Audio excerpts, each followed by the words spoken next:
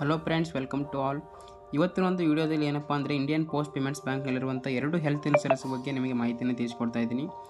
First ಬಂದು ₹29 per month, yearly ಬಂದು $299 ಆಗುತ್ತೆ. ಸೆಕೆಂಡ್ ಒನ್ ಬಂದು ₹34 ಪರ್ ಮಂತ್, ಇಯರ್ಲಿ ಬಂದು $399 ಆಗುತ್ತೆ. ಇದರಲ್ಲಿ ₹29 ಪರ್ ಮಂತ್ ಇರುವಂಥ ಬೆನಿಫಿಟ್ಸ್ ಏನಪ್ಪ ಅಂದರೆ ವ್ಯಕ್ತಿಗೆ ಆಕ್ಸಿಡೆಂಟ್ ಆದರೆ ಕೂಡ ಈ 2 ಇನ್ಶೂರೆನ್ಸ್ ಕೂಡ ಬೆನಿಫಿಟ್ಸ್ ಬರೋದು.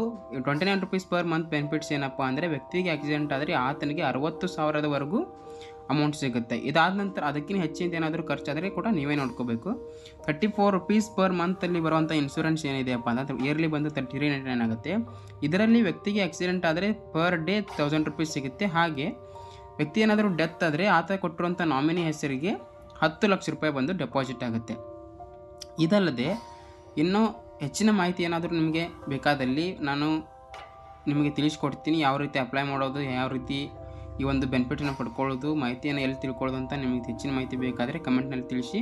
ಸಂಪೂರ್ಣವಾದ ಒಂದು ವಿಡಿಯೋನ ಮಾಡಿ ಅಪ್ಲೈ ಮಾಡೋದು ಹೇಗೆ ಅಂತ ನಿಮಗೆ ತಿಳಿಸ್ಕೊಡ್ತೀನಿ. ಹಾಗೆಯೇ ಚಾನಲ್ಗೆ ಹೊಸಬರಾಗಿದ್ದರೆ ಸಬ್ಸ್ಕ್ರೈಬ್ ಮಾಡ್ಕೊಳ್ಳಿ. ಇನ್ನಷ್ಟು ಹೆಚ್ಚಿನ ಮಾಹಿತಿಗಾಗಿ ನಮ್ಮನ್ನು ಸಂಪರ್ಕಿಸಿ. Thank you all.